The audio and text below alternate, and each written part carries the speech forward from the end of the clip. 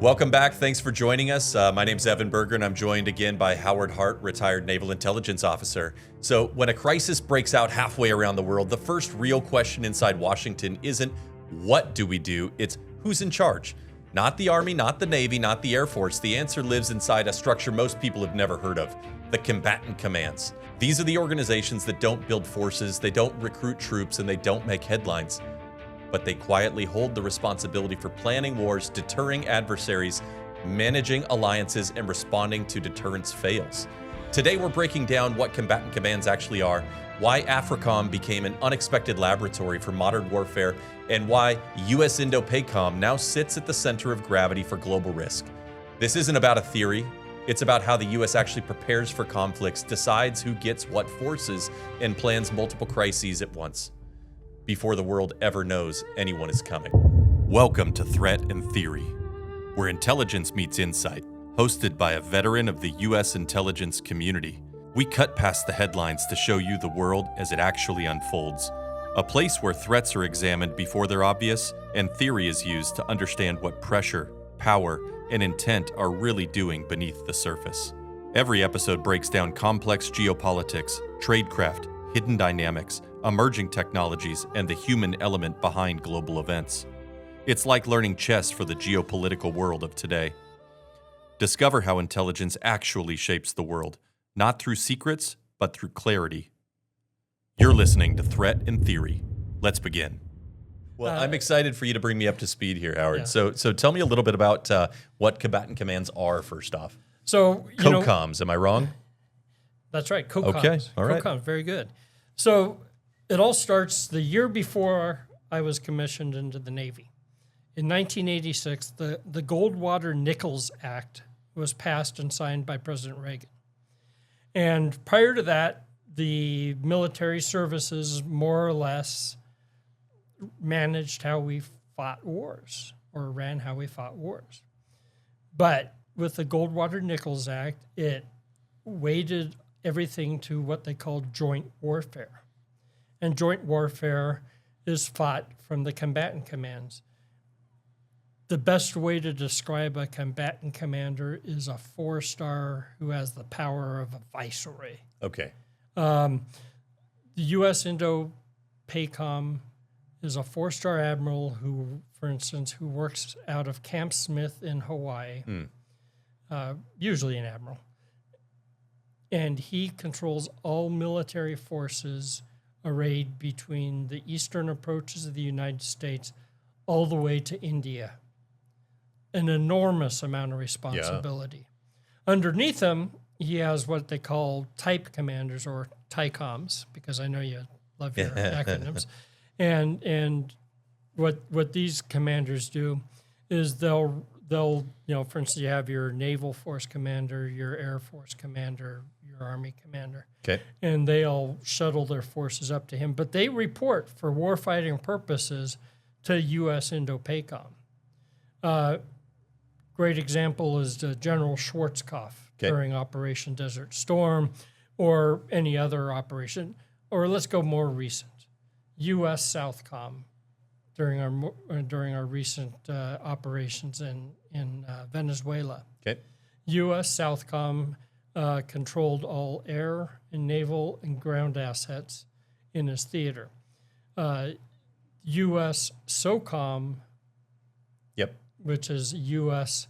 Special Operations Command, different entity, did not relinquish control of what they call the JSOC forces, which is the Delta Force.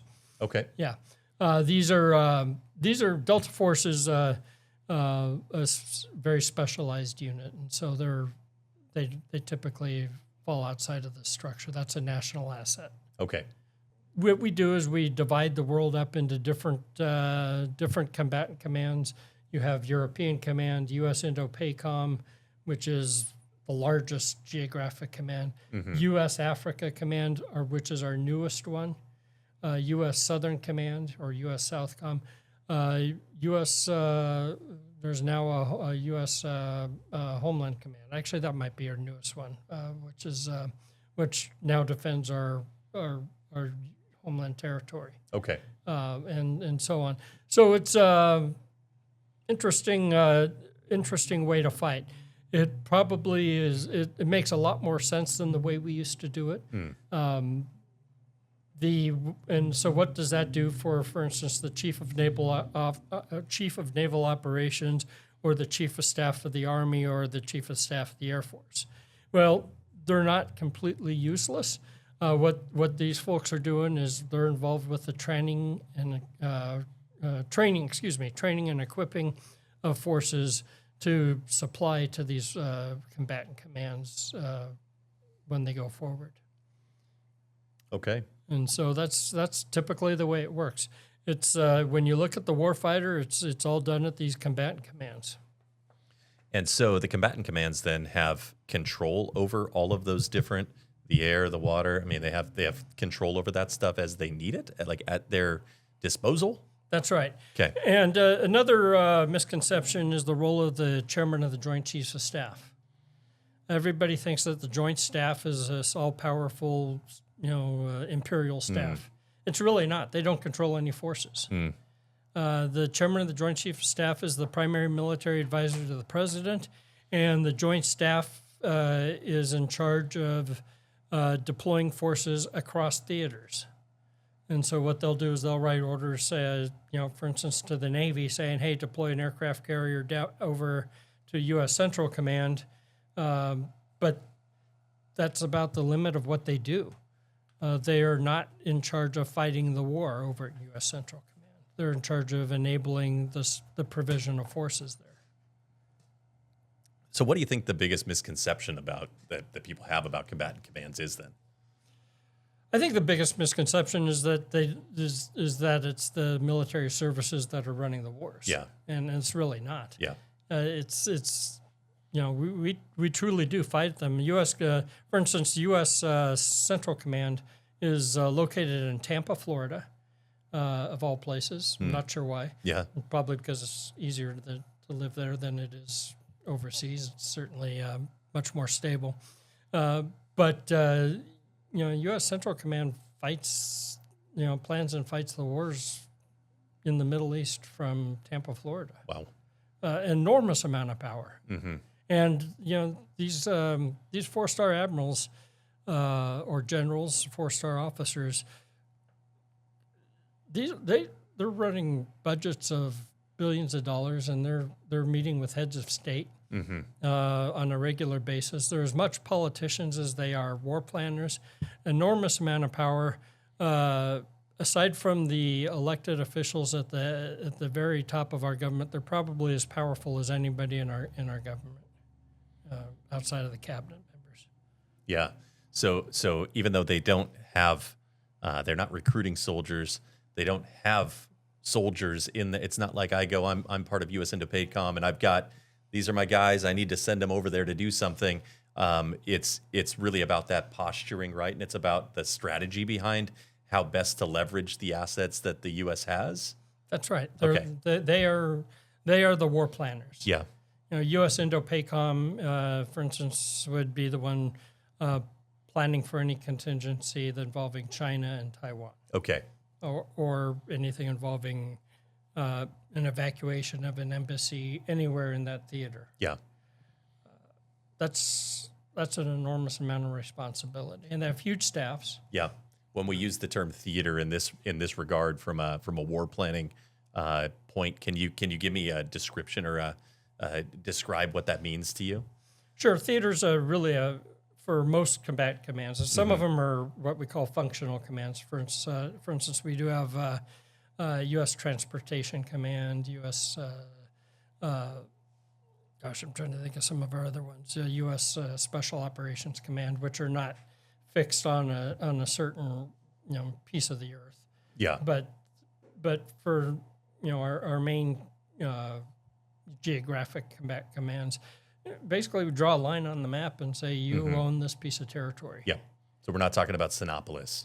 No. Okay. All right. No. A theater of warfare. Yeah. So we're talking about a geographical area becomes the theater that is determined for each of those different comms. Yeah. Okay. And in fact, some of these they switch over time. U.S. Indo-PACOM switched over time, or we actually switched the name. Did the acronym change? But with U.S. UCOM and U.S. Indo-PACOM for a while, Israel was part of U.S. European Command, and there was a reason behind it. It was so that we could tell our Arab friends, well, I'd like to help you, with Israel, but really they belong to U.S. European Command. And then with the, we'd tell Israel, we'd like to help you with the Arabs, but they're part of U.S. CENTCOM. And so we'd go back or I guess it was CENTCOM, not U.S. Indo-PACOM, excuse me, mistake there. But, we'd go back and forth and kind of play that. I don't know, I'll talk to my friend, but, I don't know this, I can't talk directly to Israel, or I can't talk to, directly to Saudi Arabia. Well, 7 or 8 years ago, and I don't recall if it was President Trump or President Obama who made the decision, we moved Israel under U.S. CENTCOM. And I think it was probably President Trump. And the reason for that was, I believe, it was to just reduce friction and allow one commander to kind of control the whole Middle East. Yeah. How realistic is the assumption that the U.S. is only capable of activating in one of those comms? I think it depends on the size of the operation. Okay. It'd be tough to fight a major theater war in China and anywhere else. If we were already engaged in a major war in the Middle East and we had to disengage and fight in China, that'd be a real stress on our system. Yeah. But when it comes to things that are very timely now, like what we're seeing right now with Maduro in Venezuela and what we're also seeing in Iran, those are handled by two separate combatant command centers, and people are monitoring those situations independently and have resources to allocate as needed in those two areas, I presume. Yeah, with Maduro, I would imagine. I don't know if the aircraft carrier is still off the coast. We certainly had one there for, I want to say, a month and a half or 2 months. Yeah, and so you're taking away a capital asset of your fleet when you do that. Yeah, and that's a opportunity cost when you put it down there instead of sending it to the Mediterranean or somewhere else, or to the Middle East.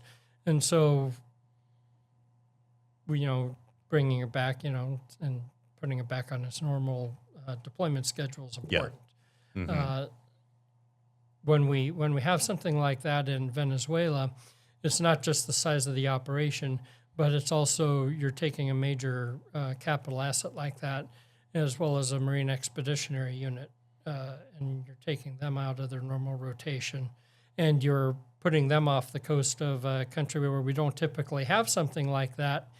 And now you're saying, well, CENTCOM, I know you want these assets. I know they're scheduled to come out to you at a certain date, but we have a higher priority. Sure. And that's where the Joint Staff really comes in, and they start playing honest broker, and they work with the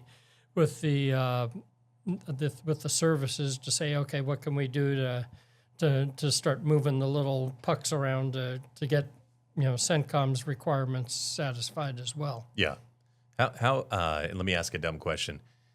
Roughly how long does it take to move an aircraft carrier like the USS Gerald Ford from the coast of Venezuela to the Mediterranean?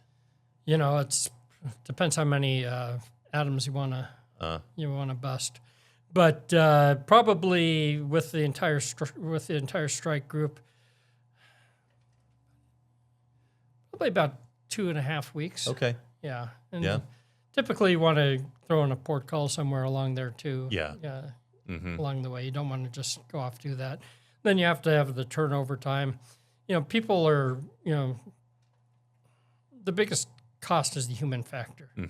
When you're how many people are carrying when you're doing an across the ocean mission like that? That's right. And then you have the logistics. You have to replenish en route. Yeah. Well, we can do that from from But our you bases definitely in the you need a Mediterranean. captain. And you need at least two guys to throw the bumpers out when you. Yeah. It's a three to Yeah, get it's across. a very simple Okay. very simple thing, replenishing at sea. That's why only we're pretty much able to do it in the manner we're doing it. Sure. No, it's a really complex operation, side by side replenishment. The way we do it, the NATO countries are able to do it, and that's about it. Mm-hmm. Yeah. How much time did you spend on ships in your 30-year career? Oh gosh, 3 deployments on aircraft carriers, 2 deployments on big deck amphibs. Okay. Yeah. By deployments, anywhere from 4.5 to 7.5 months. Okay. And so back to our combatant commands. What are the biggest challenges that someone like U.S. Indo-PACOM faces right now? Is it China? Is that where they're spending the majority of their time, their thought process? They are, and yeah, China's obviously the big elephant in the room. Okay. And China's an emerging power. Hopefully we're able to work with them and manage their growth. Yep. And work them as an emerging partner rather than an adversary. Yeah. I'm not real optimistic that that's the long-term future. I think they have bigger designs than that. Mm-hmm. And ultimately, I think their designs are for regional dominance. Mm-hmm. And that's just the way they view themselves. Yeah. That's, if, again, this is one of those situations where China looks back at their history going back to, several hundred years, and they look at their rightful place as the regional dominant power. That's the Middle Kingdom. Yeah. And they don't really think we respect that. I gotcha. Are we going to see a joint? It's I think China has expressed that they want to rejoin with Taiwan in the coming year. They don't see it that way. They Okay. look at it as they never stopped being joined with Taiwan. Okay. And that this illegitimate government in Taiwan needs to recognize Beijing's authority. Mm-hmm. Taiwan says, well, we were the Republic of China first, and regardless of who the Communist Party in China occupies, we are the rightful government. Yeah. And so it's a different mindset. They don't look at it as taking over another country. They look at it as reoccupying their own country. Gotcha. Okay. When we look at combatant commands, and they've been around, not all that long, and you've worked in that system.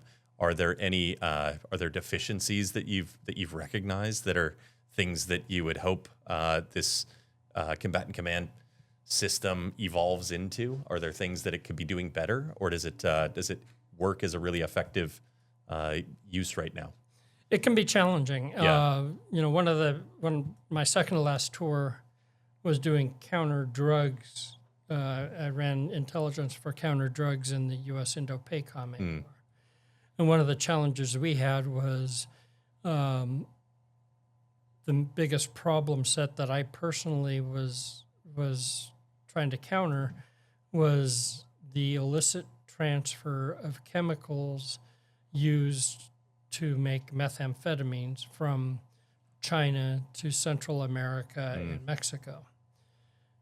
Simple enough, you would think. Yeah. But when they did that, they were moving across, anywhere from 2 to 3 different theaters. So you're going from Indo-PACOM to U.S.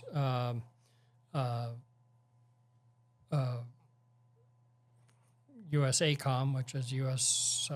America Command, or basically our Homeland Security Command for Mexico. Or for Central America, you're going into U.S. Southern Command. And that's a challenge because you're having to coordinate with different authorities, including my partners. I was at a place called JIATF West, Joint Interagency Task Force West. There's another acronym for you. And so I'd have to deal with my friends in Key West who are at JIATF South, who ran the counter-drug program there, plus the embassies, the DEA, the various, who are the law enforcement agents, plus the various combatant commands. And there's a lot of friction involved with all of that. And this is all required because of the combatant command laws. And it was very, very challenging to have to work that issue. Yeah, I can imagine. Do you see, what assumptions baked into the current war plans worry you the most then? Assumptions. The assumptions I have is that we're always fighting yesterday's war. Okay. When you look at what's going on with, or what went on and what's continuing to happen in Ukraine, how Ukraine has countered Russian forces, particularly with these cheap drones countering Russian forces. I think to really Secretary of War's Hegseth's credit, he's really stood up an effort to stop this best of breed type of mentality with the U.S. and really kind of geared us towards this mentality of drone and counter drone, get it to the field quickly.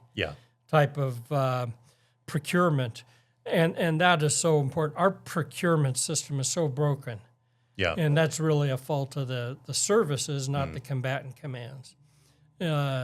We have been so, it takes an aircraft carrier sometimes a decade to come online, and that's by the time you get that, you got 10-year-old technology. I heard you say. One of the biggest issues is you always feel like you're fighting yesterday's war, right? So what does early warning actually look like inside combatant commands then? Early warning, you're always looking at movement of troops or anything, any spark. We've been watching things happen very rapidly in Iran recently. And that's an intelligence-heavy problem. Sure. As an intelligence professional, you only have, like anything else, you're resource constrained. And so you look for the targets that have the highest priority for blowing up, and frankly, that have the highest relevance for the United States. What's going to affect us most? Iran is one of those areas. And so I've been watching very closely what's going on in Iran. And I'm sure that the U.S. intelligence community is. And then what does that mean? But at the same time, you're always concerned about what's going to happen next, and what's going to, what keeps us awake at night. And sometimes it's the unknown unknowns. What else is worthwhile to discuss when we're talking about combatant commands on this episode? I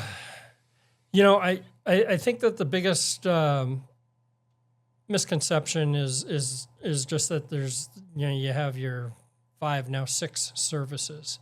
And that we all operate independently. We've been doing this experiment, and I won't even call it an experiment, this way of war fighting now for over 30 years. And we plan together, we speak the same language, when we procure systems, most often they're relevant from the joint perspective, and that works. Ultimately, when it comes down to the trigger fighter, you still have a Marine or a soldier or a pilot, an Air Force pilot or a Navy pilot. But when it comes to the planning and so on, it really is done at the joint level. Yeah. And people need to understand we do not operate in silos anymore. Yeah, that's a refreshing thing to hear, and that would be something that I would assume, even when we talk about all the different combatant commands, is that they probably are operating in silos. But what I'm hearing you say is that there is still some intercommunication here, and there is these theaters might have some overlap, and there's discussion about things that are close between the different theaters and whatnot that allow them to kind of keep each other aware of what's happening. Oh yeah, there's liaison officers going between various ones, and look, I don't know that I've ever come across more professional individuals than I did working with the within the Department of War. Yeah, I guess it's the War Department now. I'm Yeah. having trouble getting renamed. away from the Department of Defense. But, Sure. but yeah, it's you're talking about people who really want to get it right. We didn't join the military because we wanted to mess up. Yeah. A lot of very patriotic people who are dedicated to the welfare of this nation, and they're putting their compatriots' butts on the line, and they want to make sure that we set them up for success. Mm-hmm. So when I was researching this, and I think one thing that helped me as someone who wasn't familiar with the idea of combatant commands, it was really that I was kind of forcing myself to think of it this way: is that the services build forces and combatant commands use forces. Perfect. Yeah, and so through that kind of ideology, do you see? I guess do you see that it is in the last 30 years has our warfighting abilities really evolved in greatness because of changing that kind of mentality? Yeah, I think we really have. When I came into the Navy, it was a year after Goldwater Nichols, and so we were just starting off. And Goldwater Nichols was more or less a reaction to. It began really with the failures of Desert One, which was the failed Iranian rescue mission. Okay. And then after that, you had a situation with was Grenada did not happen real elegantly, shall we say. Okay. There was a lot of miscommunications. People couldn't talk with each other, that type of thing. Then there was an incident that happened. Most people not aware of it, but I don't know if you're old enough to recall this, but back in 1985, 86, I think it was 86, about that time. Okay. Just about the time Goldwater Nichols happened. There was a situation in Libya where we were striking Libyan bases. This was when Gaddafi, it was right after they'd blown up Pan Am 103 over Lockerbie, Scotland.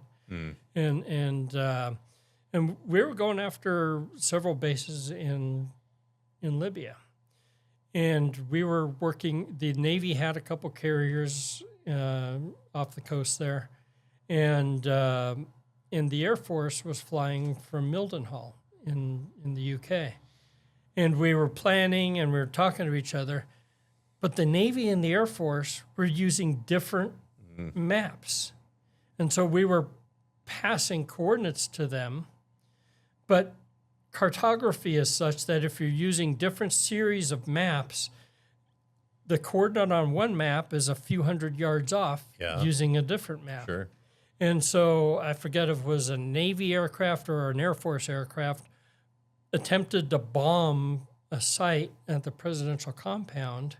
Missed. And they hit the coordinate that they meant to hit. Yeah. But they essentially killed a tent full of Gaddafi's family. And that's what happens when people aren't talking right. Yeah. And so it's the little things, it's those details that get lost in the shuffle. Yeah. And so we're doing a heck of a lot better than that now. Sure. Yeah. So Howard, tell me, what's the importance of the services then? Yeah, I'm glad you asked that, because they still retain a very important role. They're still required to man, train, and equip the soldiers, sailors, airmen, and Marines, and guardsmen to fight the wars. So as a sailor, I went through Navy Intelligence Officer Basic Course. I was recruited by a Navy recruiter. I was provided by the Navy to U.S. CENTCOM when I went overseas. So they still fulfill a very important role. I went through my training, most of my training preparing to deploy under the guidance of U.S. Second Fleet to fight the maritime battle under a joint, construct. And so it's very important that the services still fulfill a very important role. It's just that when it gets down to the planning and execution of the conflict, that comes down to the U.S. combatant commands. So when I think about this, if I use the metaphor of almost like a Swiss Army knife, the combatant command center, they are looking at that Swiss Army knife, and they are looking at each of those services at what they specialize in and how they might best be utilized, and they are choosing which one to flip out and activate. That's right, and they're looking at the capabilities and limitations of each services. Sure. And how can we best use them, and what's on hand, and what do I need more of? And they always need more. Yeah. Do you find in your everyday life, do you look for opportunities to add acronyms to things? Always. Okay. It just comes naturally. You just love a good acronym. That's right, EB. Awesome. Well, thanks again for a great educational episode for me. I learned a lot, and I really appreciate your insight and joining me here today. Great. All right. We'll see you guys soon.